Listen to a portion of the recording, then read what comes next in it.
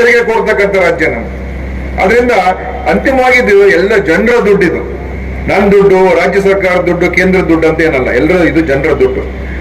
ಆದ್ರೂ MP ಅವ್ರು ಹೇಳಿದ ಪ್ರಕಾರ ಒಪ್ಕೊಳ್ಳೋಣ, ನಾನು ಅದನ್ನೇ ಹೇಳಿರೋದು. ಇದು PM ಅಭೀಮ್, ನಮ್ಮ DHO ಓದುವಾಗ ಏನಂತ ಓದಿದ್ರು, ಪ್ರಧಾನಮಂತ್ರಿ ಅಭೀಮ್, PM ಅಭೀಮ್ ಯೋಜನೆ ಅಂತಾನೆ ಅವರು ಕೂಡ ಅನೌನ್ಸ್ ಮಾಡೋದು. ಅಂದ್ರೆ ಇದರಲ್ಲಿ ನಮ್ದೇನು ಉದ್ದೇಶ ಆತರ ಏನಿಲ್ಲ.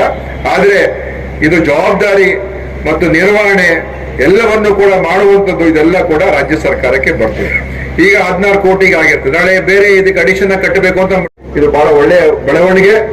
ನಮ್ಮ ಚಿಂತಾಮಣಿ ತಾಲೂಕು ಆಸ್ಪತ್ರೆ, MCH ಆಸ್ಪತ್ರೆ, ಇವತ್ತು ಈ ಕ್ರಿಟಿಕಲ್ ಕೇರ್ ಬ್ಲಾಕ್ ಇದೆಲ್ಲ ಒಂದೇ ಒಂದು ಜಾಗದಲ್ಲಿ ಮಾಡಿರತಕ್ಕದ್ದು ನಿಜವಾಗ್ಲೂ ಕೂಡ ಆರೋಗ್ಯ ಸೇವೆಗಳಿಗೆ ಬಹಳ ಅನುಕೂಲಕರವಾದಂತ ಒಂದು ವ್ಯವಸ್ಥೆ ನಿರ್ಮಾಣ ಆಗಿದೆ ಅಂತ ಹೇಳೋದಕ್ಕೆ ನಾನು ಬಹಳ ಸಂತೋಷದಿಂದ ಹೇಳೋದಕ್ಕೆ ಬಯಸ್ತಾ ಇದ್ದೀನಿ.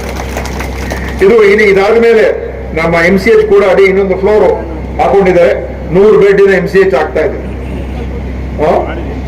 8.25 ಕೋಟಿ ಅಡಿಷನ್ ಆಗಿ ನಾವು ಕೊಟ್ಟಿದ್ದೀವಿ. ಅದು ನಮ್ಮ ಸರ್ಕಾರ ಬಂದ ಮೇಲೆ ಈ ಅಡಿಷನ್ ಆಗಿ ನಾವು ಹಣವನ್ನು ಕೂಡ ಕೊಡಿಸಿದ್ದೀವಿ. ಅದು ಈಗ 100 ಬೆಡ್ಡಿನ MCH ಆಗ್ತದೆ. ಇದು ಒಂದು 50 ಬೆಡ್, 150 ಬೆಡ್. ಆಮೇಲೆ ತಾಲೂಕು ಆಸ್ಪತ್ರೆಯಲ್ಲಿ ಇರುವಂತದ್ದು 100 ಬೆಡ್, 250 ಬೆಡ್ ಆಗ್ತದೆ. ತಾಲೂಕು ಆಸ್ಪತ್ರೆಗಳು ಇನ್ನೂ ಸ್ವಲ್ಪ ಅಡಿಷನ್ ಮಾಡ್ಕೋಬೇಕು ಅಂತ ನಮ್ಮ MC ಸುಧಾಕರ್ ಅವರು ಪ್ರಯತ್ನ ಮಾಡ್ತಾ ಇದ್ದಾರೆ. ಅದನ್ನು ಕೂಡ ಖಂಡಿತ ಅವ್ರು ಏನೇನು ಮಾಡ್ತಾರೆ ಎಲ್ಲ ಕೂಡ ಆಗ್ತಾ ಇದೆ ಈಗಿನ ಸಮಯದಲ್ಲಿ. ಯಾಕೆ ಯಾವ್ದು ಬಿಡೋದಿಲ್ಲ, ಅವರು ಹೇಗೋ ಮಾಡಿಸ್ಕೊಂಡ್ ಬರ್ತಾರೆ. ಮುಖ್ಯಮಂತ್ರಿ ಆಗಿರ್ಬೋದು, ಉಪಮುಖ್ಯಮಂತ್ರಿ ಆಗಿರ್ಬೋದು, ಯಾರೇ ಆಗಿರ್ಬೋದು, ಅವ್ರ ಹತ್ರ ಹೋಗಿ ಅನುದಾನ ಹೇಗಾದ್ರೂ ಮಾಡಿ ತರ್ಸ್ಕೊಂಡ್ ಬರೋದು ಅವರು ಮಾಡಿಸ್ತಾ ಇದ್ದಾರೆ. ಅದರಿಂದ ಇದು ಬಹುಶಃ ಮುಂದಿನ ದಿವಸದಲ್ಲಿ ಒಂದು ತಾಲೂಕು ಆಸ್ಪತ್ರೆಗಿಂತ ಈ ಒಂದು ಕಾಂಪ್ಲೆಕ್ಸ್ ಅನ್ನು ನಾವು ಒಂದು ಜಿಲ್ಲಾ ಆಸ್ಪತ್ರೆ ಮಟ್ಟಕ್ಕೆ ತಗೊಂಡು ಹೋಗ್ತಕ್ಕಂಥ ಕೆಲಸ ಆಗ್ತಾ ಇದೆ. ಅದು ಆಗುತ್ತೆ ಅಂತ ಕೂಡ ನನಗೆ ವಿಶ್ವಾಸ ಇದೆ. ಇನ್ನು ಬೇರೆ ಬೇರೆ ಹೆಚ್ಚು ಸೇವೆಗಳನ್ನ, ಉನ್ನತ ಸೇವೆಗಳನ್ನ, ತಜ್ಞತೆ ಇರುವಂತಹ ಸೇವೆಗಳನ್ನ ಇಲ್ಲಿಗೆ ತರುವಂತದ್ದಕ್ಕೆ ಖಂಡಿತ ನಾವೆಲ್ಲ ಪ್ರಯತ್ನ ಮಾಡೋಣ ಅಂತ ಹೇಳಿ, ಇವತ್ತು ಇದು ನಾನು ಚಿಂತಾಮಣಿಗೆ 2ನೇ ಬಾರಿಗೆ ಭೇಟಿ ಕೊಟ್ಟಿದ್ದೆ. ಹೋದ ಬಾರಿನೂ ಕೂಡ ಕೊಟ್ಟಿದ್ದೀನಿ. ತಾಲೂಕು ಆಸ್ಪತ್ರೆಯ ಒಂದು ರಿಪೇರಿ ಕೂಡ ಅನುದಾನ ಕೇಳಿದರೆ ನಾವು ಅದನ್ನ ಕೊಡೋದಕ್ಕೆಲ್ಲ ತಯಾರಾಗಿದ್ದು. ಆದ್ರೆ ಸ್ವಲ್ಪ ಕೇಂದ್ರದಿಂದ ನಮ್ಮ ಏನು ಉಳಿತಾಯ ಹಣ ಇದೆ ಅದನ್ನ ಮರು ಉಪಯೋಗ ಮಾಡ್ತಕ್ಕಂಥದ್ದಕ್ಕೆ ಸ್ವಲ್ಪ ಅವರು ಕೇಂದ್ರದಿಂದ ಒಂದು 150 ಕೋಟಿ ರೂಪಾಯಿ ಅಷ್ಟು ಏನ್ ಕೊಡ್ಬೇಕಾಗಿತ್ತು ಅದಕ್ಕೆ ಸ್ವಲ್ಪ ಹಿಂದೇಟ್ ಆಗ್ತಾ ಇದೆ. ಅದಕ್ಕೆ ನಾನು ನೋಡ್ಕೊಂಡು ಇಲ್ಲದೆ ಅದನ್ನೇ ನಾನು ನಾನು ತಾಲೂಕು ಆಸ್ಪತ್ರೆಗೆ ದುಡ್ಡು ಕೊಡ್ಬೇಕು ಅಂತ ತೀರ್ಮಾನ ಮಾಡಿದ್ದೆ. ಆದ್ರೆ ಈ ಅನುದಾನ ಇನ್ನೂ ಅದು ಗ್ಯಾರಂಟಿ ಆಗಿಲ್ಲ. ನಮ್ಮ ನವೀನ್ ಭಟ್ ಅವರು ಪ್ರಯತ್ನ ಮಾಡ್ತಾ ಇದ್ದಾರೆ. ಅದು ಬರದೇ ಹೋದ್ರೆ ಪರ್ಯಾಯವಾಗಿ ಬೇರೆ ಏನಾದ್ರು ಒಂದು ಅನುದಾನವನ್ನು ಕೊಡಿಸಿ ಖಂಡಿತವಾಗಿ ತಾಲೂಕು ಆಸ್ಪತ್ರೆಯ ಏನು ರಿಪೇರಿ ಕೆಲಸಗಳಿದೆ ಅದನ್ನು ಕೂಡ ಮಾಡಿಸ್ಕೊಡ್ತೀನಿ ಅಂತ ಈ ಸಂದರ್ಭದಲ್ಲಿ ನಾನು ಹೇಳೋದಕ್ಕೆ ಬಯಸಿ, ಅವರು ಕೂಡ ಚೆನ್ನಾಗಿ ನಡೆಸ್ತಾ ಇದ್ದಾರೆ. ಮತ್ತು ನಮ್ಮ ಪುನೀತ್ ರಾಜ್ಕುಮಾರ್ ಏನು ಯೋಜನೆ ಇದೆ, ಹೃದಯ ಸಂಜೀವಿನಿ ಯೋಜನೆ, ಹೃದಯ ಜ್ಯೋತಿ ಯೋಜನೆ, ಅದು ಕೂಡ ಬಹಳ ಚೆನ್ನಾಗಿ ನಡೀತಾ ಇದೆ.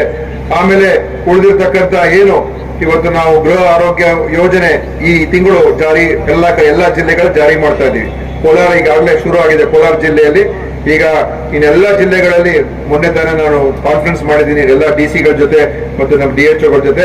ಇನ್ನೊಂದು 10-15 ದಿವಸದಲ್ಲಿ ಎಲ್ಲ ಕಡೆ ಲಾಂಚ್ ಮಾಡ್ತೀವಿ. ಅಂದ್ರೆ ಮನೆಗೆ ಹೋಗಿ ಭೇಟಿ ಕೊಟ್ಟು ಯಾರ್ಯಾರಿಗೆ ಅಗತ್ಯ ಇರುವಂತ ಈ ಏನು BP ಇರ್ಬೋದು, ಶುಗರ್ ಇರ್ಬೋದು, ಅಥವಾ ಕೆಲವು ಓರಲ್ ಏನು ಈ ಕ್ಯಾನ್ಸರ್ಗಳೇನಿದೆ ಅದನ್ನ ಸ್ಕ್ರೀನ್ ಮಾಡುವಂಥದ್ದು, ಆಮೇಲೆ ಕೆಲವರಿಗೆ ಬೇರೆ ಬೇರೆ ಈ ಮೊದಲೇ ಪತ್ತೆ ಹಚ್ಚುವಂತ ಕೆಲಸ ಮಾಡೋದು, ಮತ್ತು ಯಾರ್ಯಾರಿಗೆ BP, ಶುಗರ್ ಇಂತ ಕಾಯಿಲೆಗಳ ಪಕ್ಕ ದೃಢೀಕರಣ ಆಗ್ತದೆ ಅವರಿಗೆ ನಾವು ಅವ್ರ ಮನೆಗಳಿಗೇನೆ ಒಂದು 2 ತಿಂಗಳಿಗೆ ಅಗತ್ಯ ಇರುವಂತ ಔಷಧಿಗಳನ್ನ ಅವ್ರಿಗೆ ಕೊಡಿಸಿ ಈ BP, ಶುಗರ್ ಅನ್ನ ಕಂಟ್ರೋಲ್ ಮಾಡ್ತಕ್ಕಂಥ ಕೆಲಸ ಮಾಡಬೇಕು ಅಂತ ನಾವು ಮಾಡ್ತಾ ಇದೀವಿ.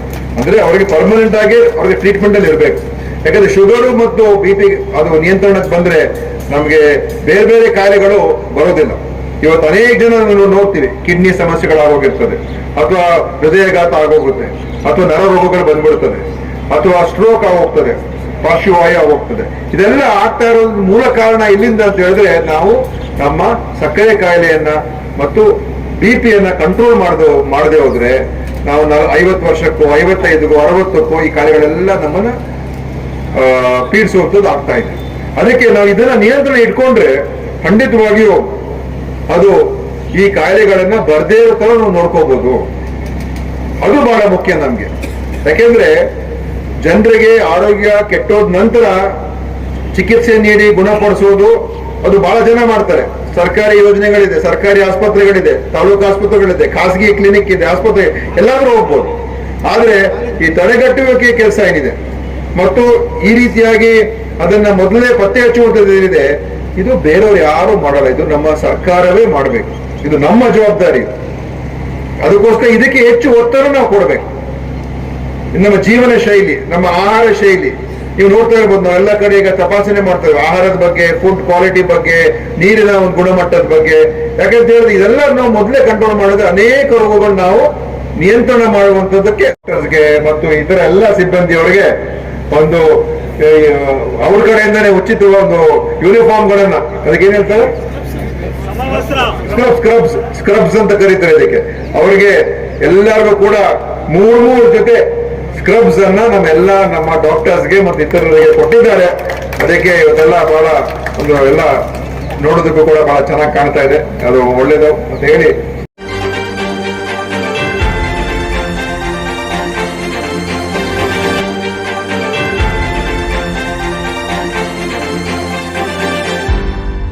ನೀವು ನಮ್ಮ ಚಾನಲ್ಗೆ ಸಬ್ಸ್ಕ್ರೈಬ್ ಆಗಿಲ್ಲ ಅಂದ್ರೆ ಈಗಲೇ ಸಬ್ಸ್ಕ್ರೈಬ್ ಆಗಿ ಪಕ್ಕದಲ್ಲೇ ಇರುವ ಬೆಲ್ ಐಕಾನ್ ಕ್ಲಿಕ್ ಮಾಡಿ. ಮತ್ತಷ್ಟು ಅಪ್ಡೇಟ್ಗಳಿಗಾಗಿ ಫೇಸ್ಬುಕ್, ಇನ್ಸ್ಟಾಗ್ರಾಮ್, ಟ್ವಿಟರ್ನಲ್ಲಿ ಫಾಲೋ ಆಗಿ.